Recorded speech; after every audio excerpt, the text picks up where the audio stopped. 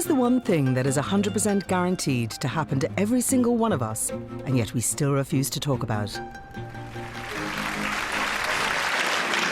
A very important part of the Irish way of life is death. See, if anybody else, anywhere else in the world dies, that's the end of it, they're dead. But in Ireland, when somebody dies, we lay them out and watch them for a couple of days. I think, you know, in the old days when Irish people had wakes, they went back to the house and there was tobacco and there was whiskey and there was music and there was singing and there was laughter and there was sex. Sex especially, because sex was a way of saying, we're not dead, we're going to keep life, we're going to keep life going. The terrible thing about dying over there is you miss your own wake. It's the best day of your life. You're paid for everything and you can't join in. I remember wakes at home, and the first wake I remembered was a neighbour.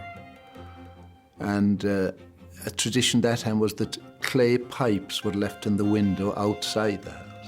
I had my first smoke at 4 years of age. I saw everybody doing it, and I thought, you know, I have to do it.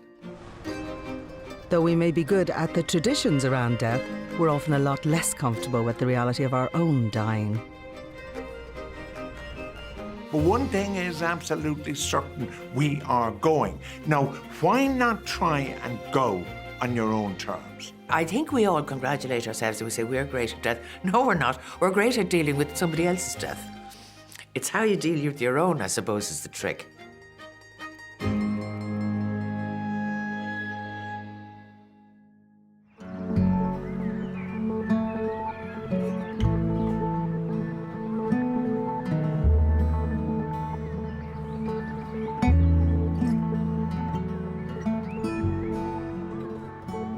This is a very special place for me.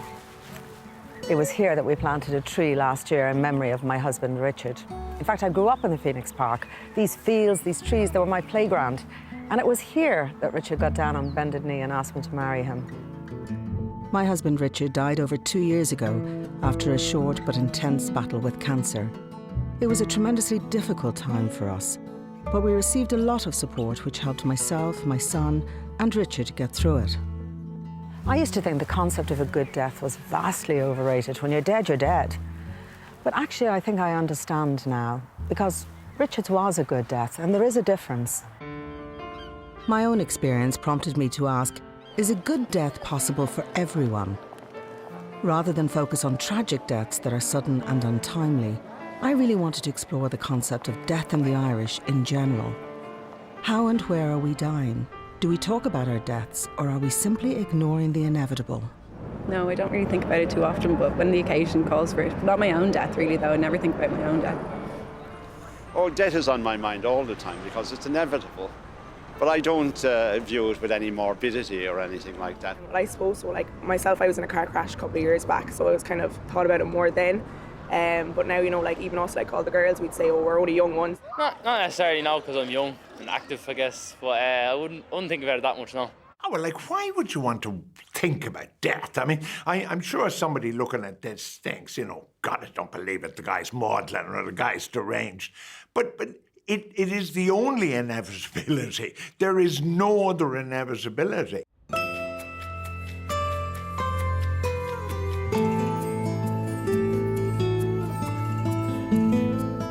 I think we confront death head on in the language that we use. In other places, they seem to tiptoe around it. You know, he passed, she's no longer with us. But here, your mother will ring you and say, do you know who died? And then at the funeral, they'll say, oh, he had a lovely death. She looked grand in the coffin. And, you know, it mightn't be stark, but definitely we confront death quite head on with our language. While ancient sites such as Newgrange tell us something of the burial rites of our ancestors, very little is known about Irish attitudes to death and dying at that time. It's really only with the coming of Christianity that we start to learn a lot more about how people dealt with death. There's a very strong tradition in Ireland of death omens, like the banshee or birds knocking in the window. But folklore also provided other rituals for people to follow at that time. They'd cover the mirrors and stop the clocks.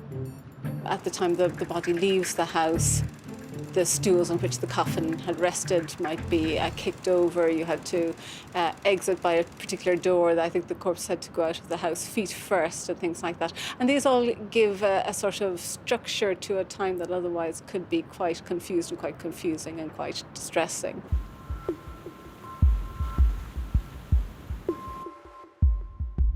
Dr. Paul Gregan looked after my husband Richard towards the end of his life. Given that it's the one certainty in life, most of us spend our lives not really thinking about it. Why is that? I think we're programmed maybe not to do that, not to look directly at it, you know. It's like looking at the sun. If you look at it too long, it begins to burn you, you know, so you have to sort of glance in, glance away, you know. Do you think there's a peculiarly Irish thing about, you know, when I grew up, my father and mother talked about death and we saw dead bodies because that was the culture at the time, whereas now we don't necessarily allow our children to be around death or dead bodies or wake bodies at home? I think it's a little more sanitized now, you know, but if I talk to my colleagues in Europe, you know, we would be probably ahead of a lot of my colleagues in Europe. You know, the way death is handled in Europe is much more sanitized. In fact, there's still a tradition of wakes in this country. There's still a tradition of dying among your family. And the whole operation of funerals and burials, how that's done, is done in a very family-orientated way. I think that's really helpful around in bereavement. Is there anything in, I often, you know, I have interviewed people from other faiths and they see death as a very positive thing because they're going towards their Lord Maker and they can't wait to get to the promised world, whereas, you know, maybe the skeptical Catholics in us mean we're not really entirely sure there's nothing on the other side, so we fear it a little bit more. It's as old as man himself, you know, what happens after you die? That's a question that nobody will ever know the answer to. And if somebody's telling you they know the answer to it, then they're not telling you the truth. On balance, as you get older, I see the church is filling up more, so obviously they're hedging their bets.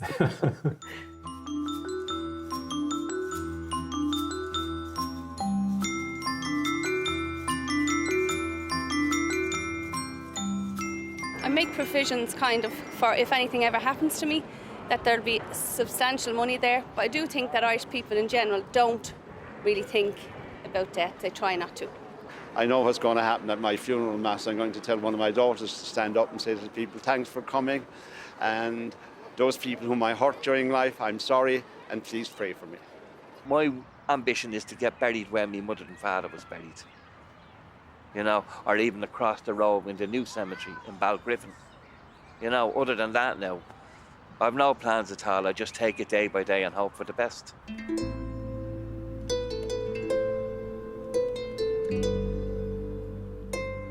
Of course, people are very conscious about what happens to them after death. Where do they go? Do they go to heaven or hell or purgatory?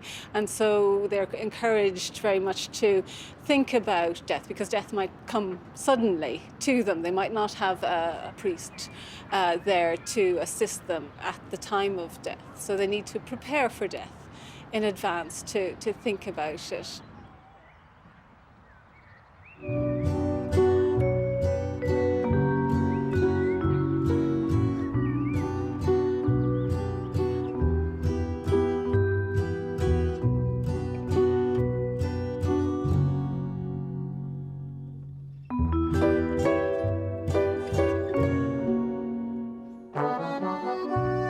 Probably the first thing we think about when we think of death at all is our funeral.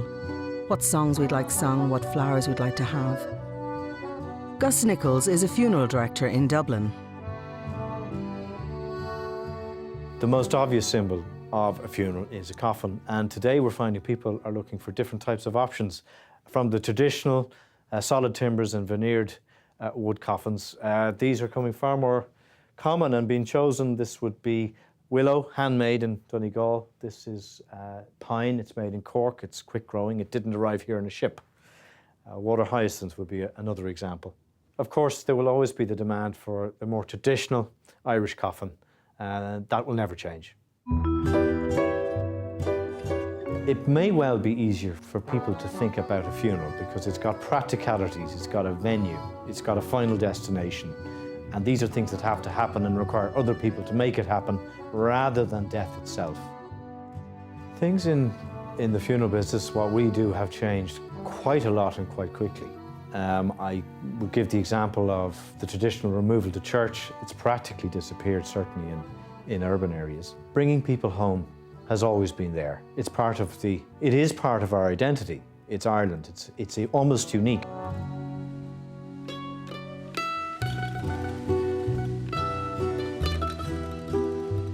Working out what the funeral is going to be and planning for it is part of the process of grieving, and it helps it along. It's doing something practical, helping your family, and planning to mark the moment for your nearest and dearest. Sometimes people have quite demanding requirements, let's say, about what they want, and obviously we will do our level best to see whatever they want it happens for them. There are times when you have to perhaps dampen expectations. You know, perhaps St. Patrick's Cathedral won't be available on Christmas Day. No, I'm afraid we can't bury you on O'Connell Street.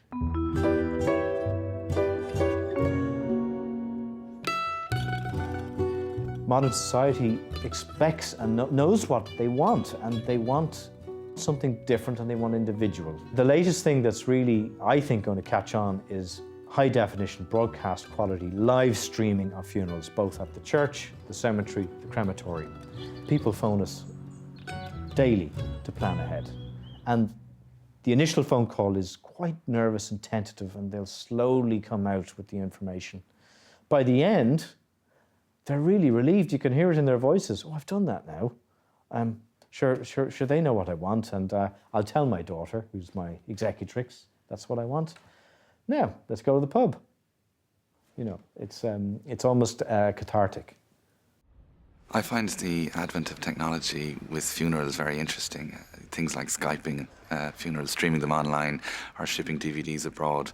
It's very necessary for people who can't attend, but I do think it will probably need to lead to the development of almost a parallel etiquette associated with virtual attendance of funerals, because, you know, Irish people go to funerals often out of curiosity to see who else has turned up. How do you eliminate the curious onlooker from the online funeral? Will there be a facility for you to exchange gossip with other online attendees of the funeral, you know, sending each other little messages like, you know, poor old Bridie seems in an awful state, and who's your one on the left? Oh, she's a cousin home from America. And then you also need to be able to ascertain from other people there, who do you think will get the house? One of the most enduring images of death must surely be the graveyard. The cemetery here at Glasnevin is the largest non-denominational graveyard in Ireland, with an estimated 1.5 million burials to date. It's run by George McCullough. I think a lot of people do plan ahead for their own death. We would sell a considerable amount of graves annually, not so much now over the last couple of years because of the financial situation we're in, but we would find a lot of people would bury a family member and they'd buy the grave next door, or they'd buy 2 or 3 graves next door, so that all the family would be together over a period, over the next 8 or 10 generations, that they would have a family burial area rather than just a grave. So maybe they don't want to talk about it or don't talk about it openly, but they certainly do plan for it.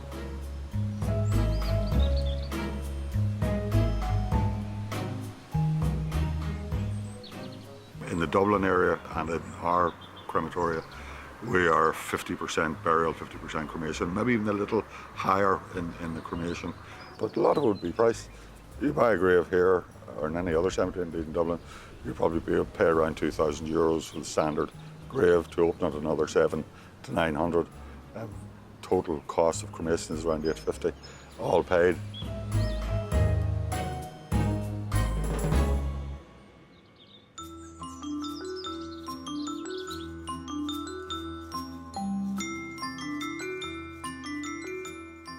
I guess I know a couple of things. I know where I'll be buried. And that's probably enough, I would think, for the moment. I hope I will have kindness around me. That is if I can't get run over by a bus. But I haven't given it any thought, no. Even though I've been talking about it for the last 20 years. The stonemason is a key trade in the burial business, although there are few who are doing the work by hand anymore. Stephen Bracken is one of them. My name is Stephen Bracken, and I'm a monumental sculptor. I am probably 7th generation in the stone trade. My father had his own business near Glasnevin Cemetery, so we'd go out for a Sunday spin with my dad, and we'd end up in some cemetery up in Wicklow somewhere looking at a job he was to do, so we're well used to it.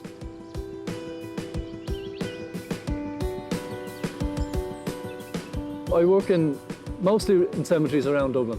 The 3 main cemeteries, Glasnevin, Dean's Grange and Mount Jerome.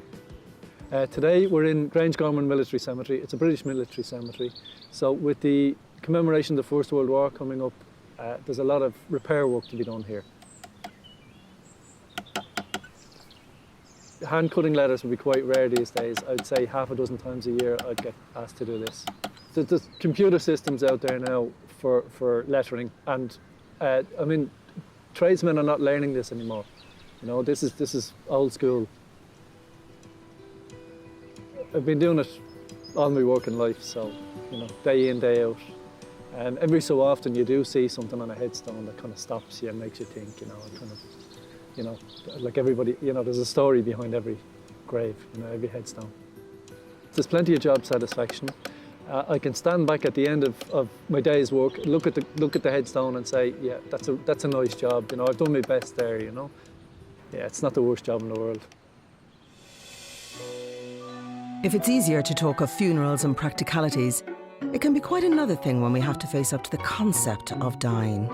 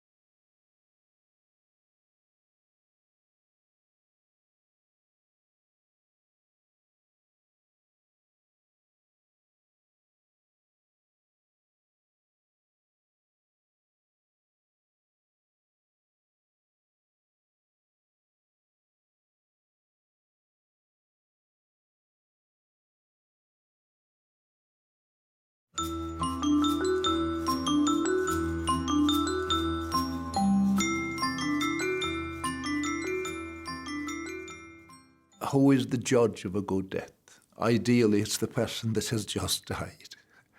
But there's no way of communicating with those. Is the manner of your death your own choosing? No. How you prepare for death is of your own choosing.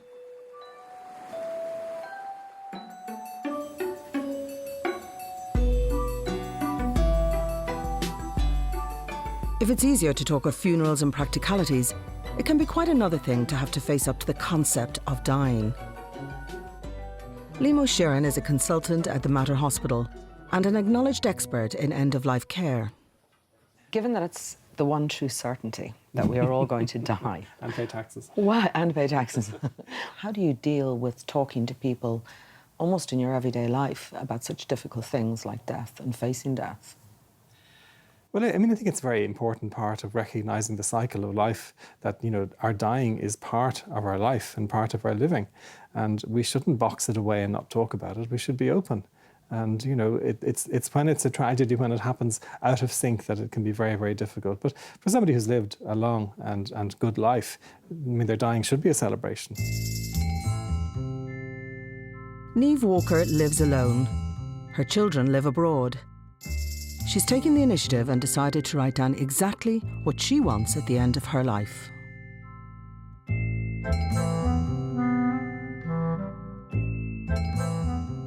You had the idea that you ought to do it.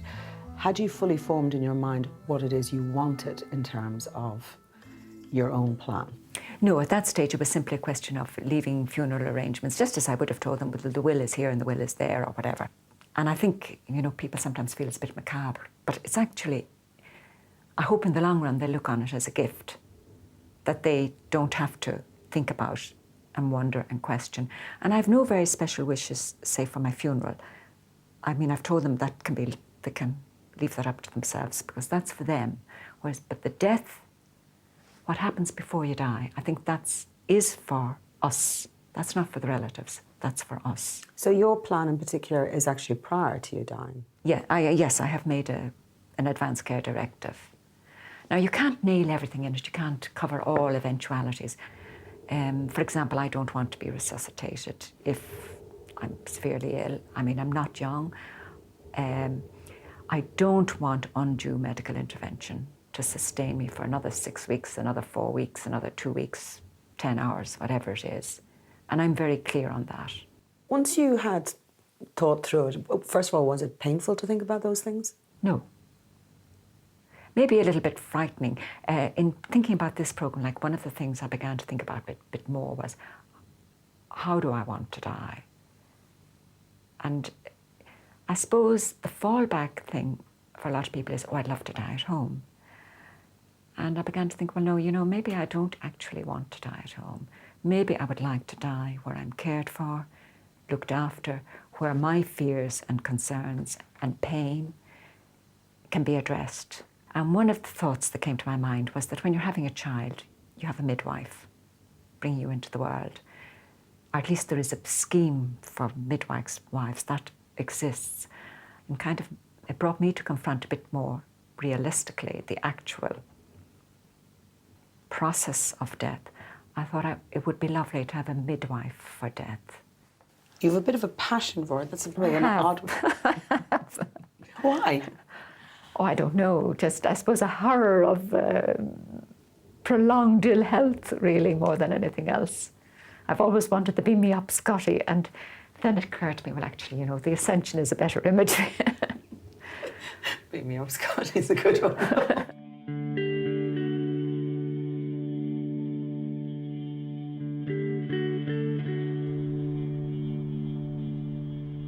Marie O'Connor is in St Benedict's ward in the Mater.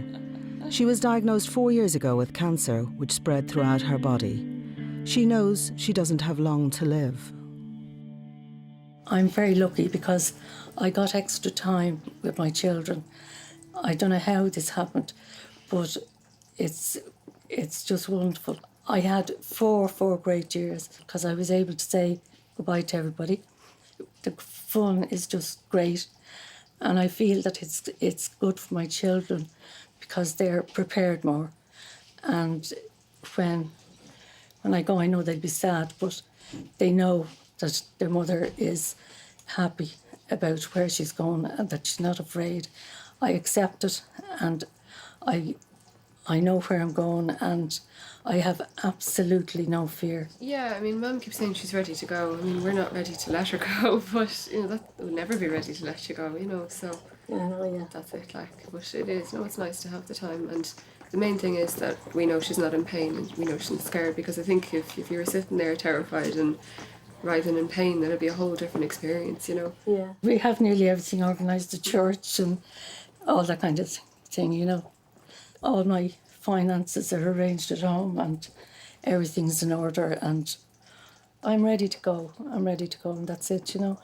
A friend of mine was here the other day and she said, what do you believe is there though, Mary? You know, I don't really believe in an after death, you know. And she said, no, she said, there is. She said, send me a sign. And I said, yeah, I will if you really believe, if I can. I'll send you a sign.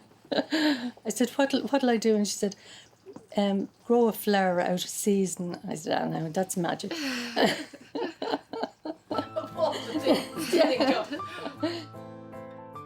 For some people, there is an acceptance at the end of their lives, but for others, it's much more difficult.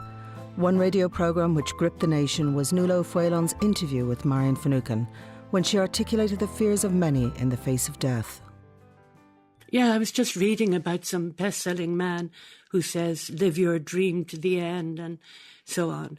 And I don't. despise anything anyone does, but I don't see it that way. Even if I gained time through the chemotherapy, it isn't time I want, because as soon as I knew that I was going to die soon, the goodness went out of life. I think that her honesty, her searing honesty, which at times people found difficult, was a method of liberation for people who were in similar circumstances. And I think that she articulated the fears that others didn't wish to articulate in order to protect their own loved ones. And after I did the interview, because it was pre-recorded, I thought, dear Lord, can we put this out? Will we terrify the nation, you know? But we went about it very carefully, about what we said beforehand, what we did afterwards, gave people a government health warning. And it transpired that people who were dying were the people who really, really wanted to hear that interview.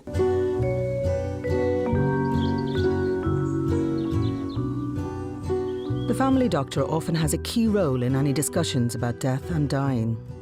I think as a GP, we often get faced with people who have a fear of death and dying. It's a very complex area, and each person, there's no one-size-fits-all approach, I would say. Some people wish to talk about it, other people don't want you to talk about it. So it's gauging a balance on how much the person wants to talk to you or how much you want to raise with them. I think as a GP or a doctor or any health professional, if we can address some of the fears, we may not be able to allay them all, but I think if you can explain to them ask them what their fears are, and we can look at them and see is there anything we can do to address and help that. Well, I think that the more you talk about it, the less fear you have about it. And the less fear you have about it, the more you're freed up to live the life that you have to live. Because let's face it, we're going to be dead much longer than we are alive. So why shouldn't we prepare for that journey? I'm not afraid of death, but I am afraid of the alternative. And the alternative is that I can't remember my name. The alternative is that I can't remember what I did yesterday. The alternative is that I can't get a spoon to my mouth. That is what I hate. That is what I fear. That's a fate worse than death.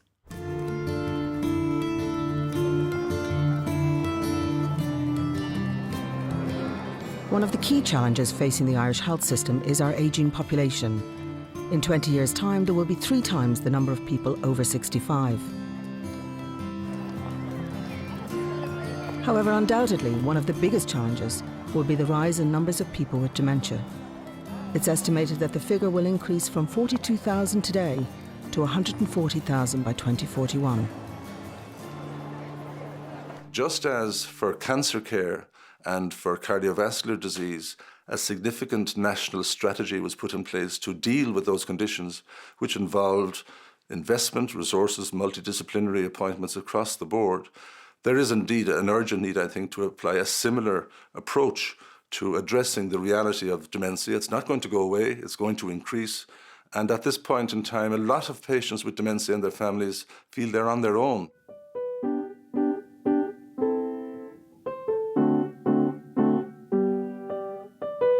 We all lived away from our mum. She lived on her own. She was a very independent lady. When we first realised we had a problem, I suppose about 6 months or more before she ended up going into a nursing home. She was quite forgetful. It's what we were told. She's just forgetful. She's getting old. She was in her 80s at that stage. So I suppose it was just that she was getting old. It wasn't. So to get the diagnosis, yeah, she really was diagnosed, I suppose, by a psychogeriatrician some months later rather than initially. She would have been certainly 2 or 3 months after she was in the nursing home that she was actually diagnosed. There used to be an element of nihilism about this diagnosis in the past, on the grounds that, well, look, there's nothing we can do, so maybe we're better off not knowing about it. Whereas in fact we now know that there is a lot that can be done. Initially it can be not very expensive, but the support networks can be put in place from the outset, both for the patient with dementia, who will retain his or her capacity to to lead what needs to be done. Just because you have the label of dementia doesn't actually remove capacity from you at the very onset of diagnosis. In fact, many people with dementia retain capacity for quite some time, but they do need support, as do their families. As a family, I think we felt very alone. It's quite difficult at times. You're trying to make decisions, you're trying to know who do you to talk to, who do you get help from, are you making the right decisions for that person? So I think a little guidebook or something would have been very handy to say at this stage, because our mum was 11 years with Alzheimer's, so we had a lot of times when we had to make decisions, and they were difficult decisions. Big decisions around doing unnecessary things with somebody with Alzheimer's. I think the family need to be involved in that, and they need to understand that they don't have to go to hospital, they don't have to have these things done. You can discuss this, you can decide if it's necessary or not. Obviously in conjunction with the medical teams and all of that. You know, not saying that you don't have the right to make the decision on your own, but that you are part of that decision-making process. You first of all address the patient, the person who is dying. You address the family of that patient. Are we doing everything possible for the patient? Have we discussed with that patient their diagnosis? Do they want that diagnosis to be discussed? And similarly with the family, what have we discussed? And then, to be fair, the staff looking after such people, be they at home or in institutional or hospital care, what supports and education have we given them to be able to deal with and speak with the patient and the family? And finally, the institutions themselves. Hospitals are not particularly well-designed places to die, and if 45% of all deaths occur, it's not good. We were concerned that she might be in pain, so we asked that the palliative care team were engaged, and I suppose really once they came on board, they assessed her on an ongoing basis, and they were able to decide what level of pain relief she needed, and that seems to make a huge difference. It certainly increased her quality of life. And for us going up and down to see her, she was always pain-free, she was always peaceful. And that's what we wanted for her, that she would be peaceful. But thankfully, she never ended up in hospital. We managed to keep her in the nursing home, and it was her home. From 2002, for 11 years, that was her home, and that was the important piece to us, that she was kept at home. I would say that patients perceive their home to be where they're happiest. So a lot of these patients have lived in these nursing homes for several years. They know the staff very well. The staff know them well, and it's where they're most content. I'm always amazed as well at the bond between the nursing home staff, even from the simplest person to the person who comes in to do the maintenance to the staff, any of the staff members, because they know these residents very well. So I'm always very reluctant, as are many GPs, to transfer people out of a nursing home environment unless we see there's a benefit to it. Families also are more familiar with that environment to come and go and see their loved ones, and the nursing home sector are getting more familiar with the care of death and dying. I think it has changed a lot. More and more people now will end their days in a hospice, in a hospital, in a nursing home. I think it is a good change that there's a facility where people need not always be at home when they die, and I think the yardstick is, will they be better cared? There are certain cases that they could not be cared at home without additional help, which is not always there.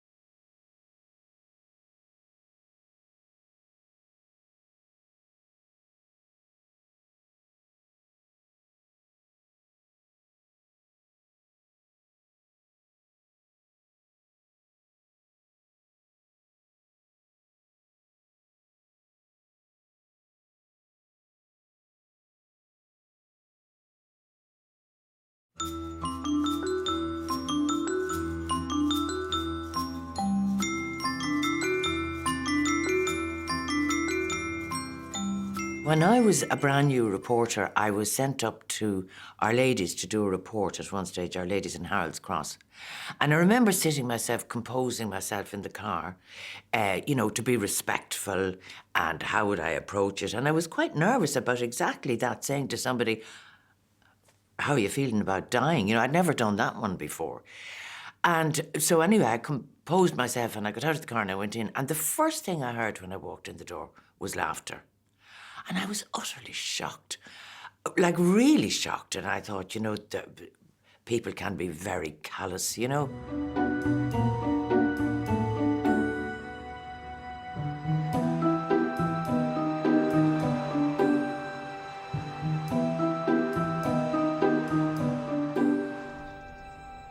Milford Care Centre in Limerick is one of the best-known hospices in the country.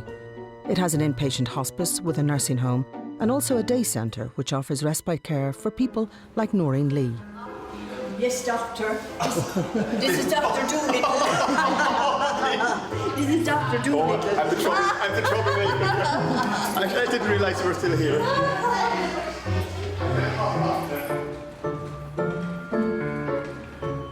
I'm going in here now, see what they do my hair. Well, girls. Is it my turn to get my hair done? No, you can take How a seat. late. How are you? Jesus Can God. take a seat here now. Yeah. Give Noreen a hug. Noreen is the hugger. I'm the hugger. So really, Noreen's hair isn't too bad condition, but just maybe to give it a little chill for today. No. A brush. It's a little bit different to a normal salon that you'd have in the city centre. So you know, even though we're as busy as a normal salon, we try to create kind of a nicer atmosphere if we can. More relaxed. More relaxed. Yeah. Keep it normal. They're all smiling, sure. We are, yeah. Especially when you're inside. Brightens up the place, yeah. Oh. And oddly enough, you might have, some people might have a little tear when they, you know, they might have a different thing to say than the laughter, so you have to deal with that then as well. Yeah. And that's okay, it's we're all able to cope with all that stuff. Spray, finish it off. Feels grand and thick now, doesn't No, it? it does, it gives it Because that that was little very light now. illusion of the Gerald, thickness, it a bit was of very back colour, light, yeah, a wasn't little it? bit of back colour. She's loving it. Now. Now, Noreen, see you next week. See you next week, Noreen. See you, girls. Have a nice week. Bye, Bye. Oh, my hug. Oh, big hug. Oh, group hugs. And I know Have a nice week.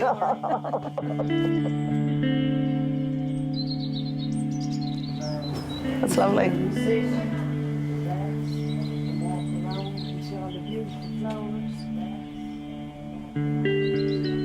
Of course, I knew straight away. I said, oh, Noreen, I said, I've cancer, haven't I? Lung cancer, sure. And of course, by the time they did the scan, the cancer had spread. When Dr. O'Connor came down then to tell the family, when they all came down from Limerick, and he said, I said, but can't I have an operation, doctor? And he said, no, because it's gone too far. He said, it was in the lymph nodes and it's gone to the bones. So it was too far. And I said, okay, I didn't think of dying. I said, sure, this is it. So, sure, I thought to myself, sure, I'm still here to tell the tale. You know, because wonderful things has happened along the way. Because I was able to come in, is great, and they're lovely. One of them is nicer than the other. I love when they tell me I can come back. You see, you have to give everybody a chance to come in here. A lot of people, like when I was told I could come here, I thought, Jesus, Milford, like, that's where I'm going to die, like. This is what I thought now. And that is the truth. And I was saying it to them, and I was looking at everyone, and I said, they are going to be the same. But it wasn't that at all. It's totally different. It was all different kind of people. It's actually even a nursing home here as well. You know, you get your hair done, all the girls, you know, and every time I come in, then I get a big hug, and I give them a hug. It's like your family. It's like a big family, you know, and they can't do enough for you. They just can't. Without the daycare, I don't think people will be able to cope at all. How often do you get to come? I have had 3 8 weeks now. You get 8 weeks. Okay. So I've had 3 lots. And the last time I tried to pretend there was something wrong, so I could come back. I said to Mary, my feet aren't too good. Now, Noreen, she says, you have to give everyone a turn, she says. I said, okay, so.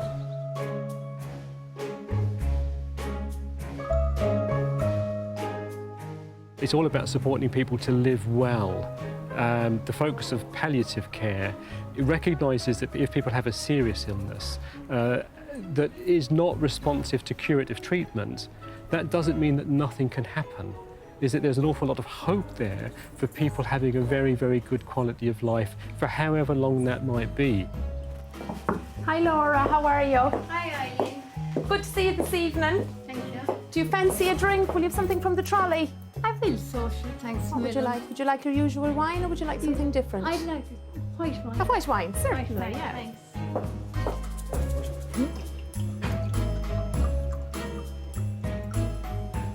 The last time I was here now, I met a few people that were there for a few weeks and they had kind of given up. You know, there was a lovely lady there that we was meeting in the smoking room. That's where you've all the crack, of course. But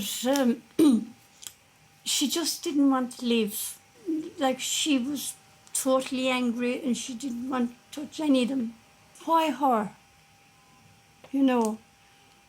And I said to her one day, why not you? Why not me? You know, it could be any one of us, like, you know.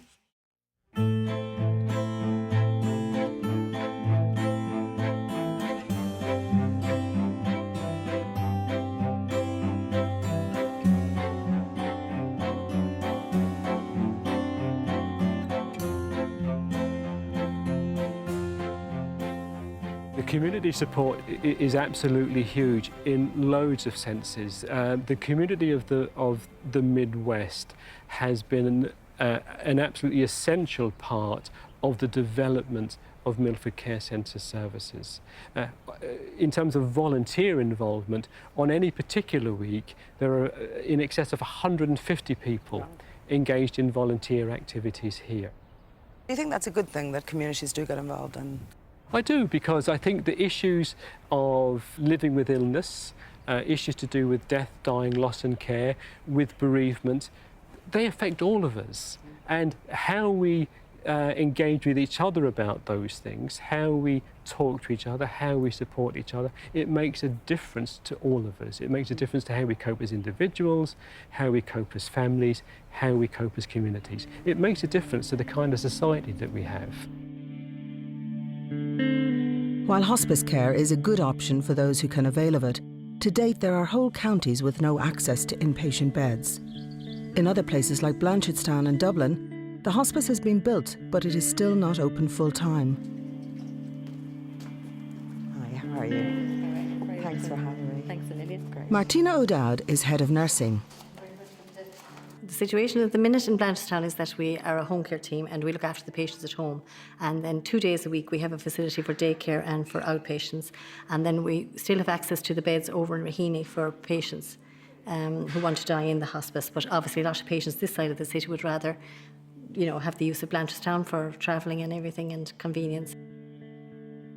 Unfortunately, although the hospice building is fully completed, there are no HSE funds to staff the 24-bed facility.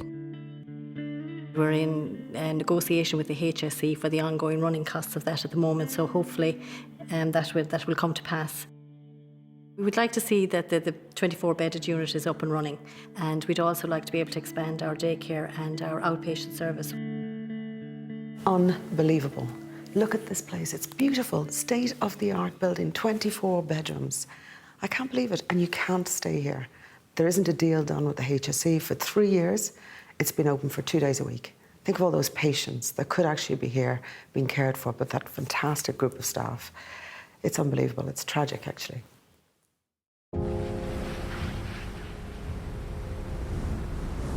One consequence of the lack of inpatient hospice beds is that more people will end up dying in acute hospitals.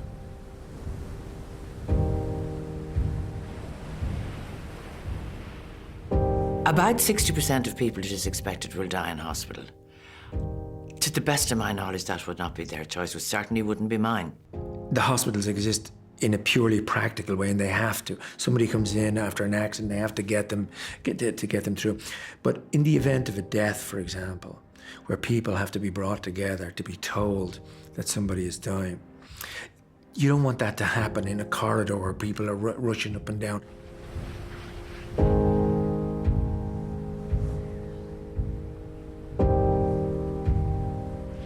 Anne Dempsey's husband, David, was diagnosed in 2005 with terminal cancer, and at one stage during his illness, he developed a clot, which needed to be investigated in hospital.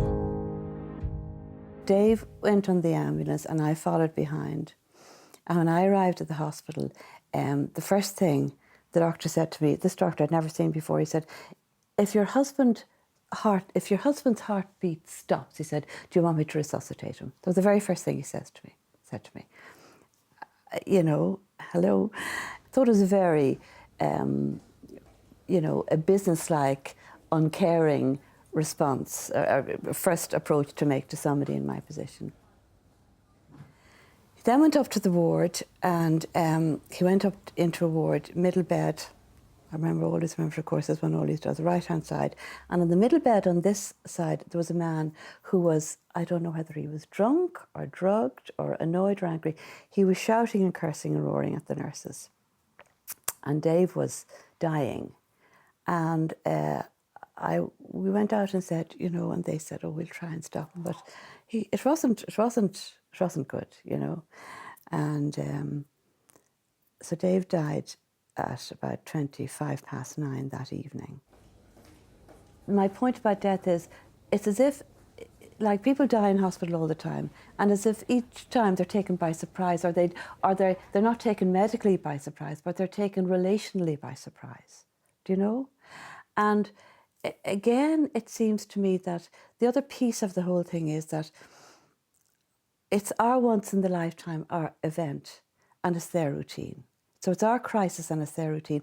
And there isn't a meeting of the two, you know. And I think ideally, if there's some way to kind of really understand and empathise that this huge bomb has gone off in the lives of these people who they might know us very well, but they must see the time at which they're meeting us as the time of our huge crisis. And yet there seems to be no, well, my experience was there's no real sense to deal with that, you know. That was my experience.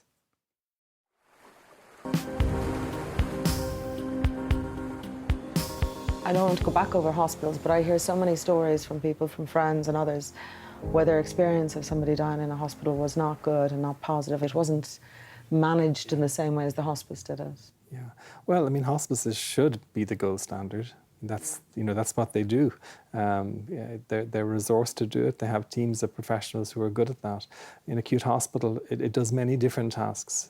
So I suppose it may be a little bit unfair to be comparing like with like. And you have the environment. I mean, the hospice is designed in a way for privacy, for peacefulness. There are special family rooms, there are sleepover rooms. Whereas in acute general hospital, you know, there just isn't that kind of private space, and it can be very difficult to create the right environment. Having said that, I think hospitals are becoming much more aware through initiatives like the Irish Hospice Foundation's hospice-friendly hospice programs.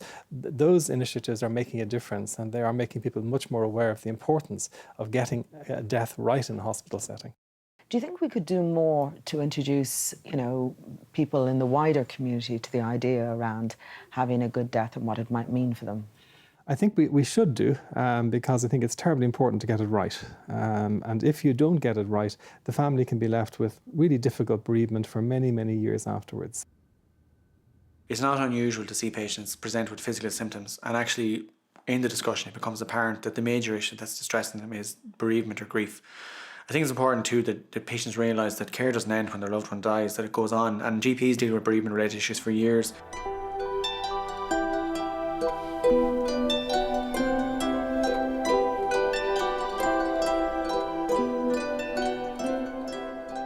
Actually, death is part of life. And I do think a bit of dignity, a bit of kindness is the least you would want for everybody going through that very difficult journey. Easier for some than others, I imagine. Well, in the medieval period, death was a very public occasion. People would gather around the bedside of the dying person. It was considered quite important that friends and neighbours, as well as family members, would be in attendance at the time of death. But this wasn't considered to be a scary thing. It was a challenge that people could pass. They could, with the help of their families and friends, and with the help of their faith, of course, as well. They could have a good death, if you like.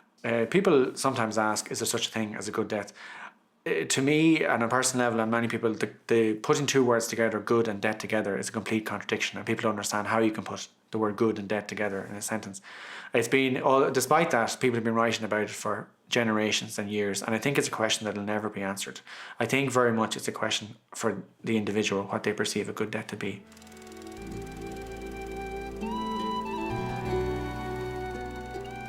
I think there's a lot that we can learn from ancient traditions and from Irish folklore and so on.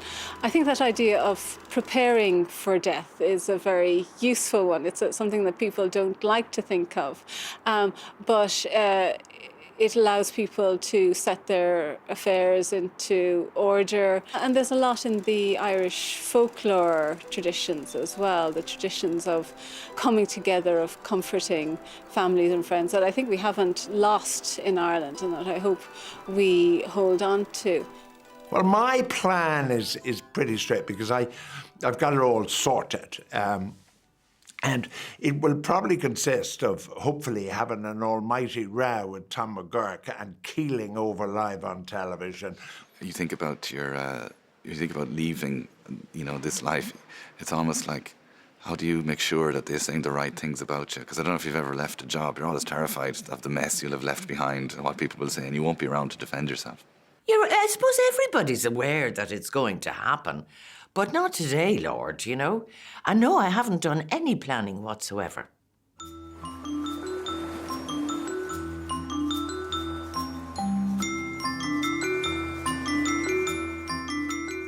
Maybe listening to a football game. And it would have to be a great game, of course. There's one actor who died having sex. That's one way to go.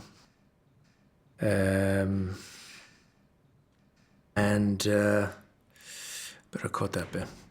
For me, the best death would be, do you know when you're you're visiting somebody and there's just a sense, and just at the moment where both the visitee and the visitor figured things have run their course, and you just stand up and say, I'll be off now. So it's almost like, I'd like my last words to be, I suppose I'll be off. And then everybody thinking that was the right time.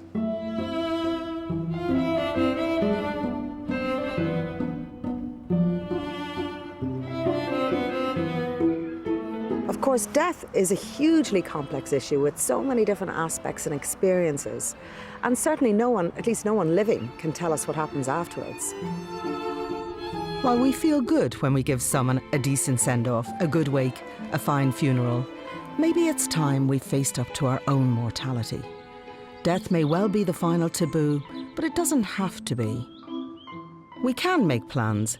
We can start that conversation with our loved ones about what we want at the end of our lives and engage with the inevitable.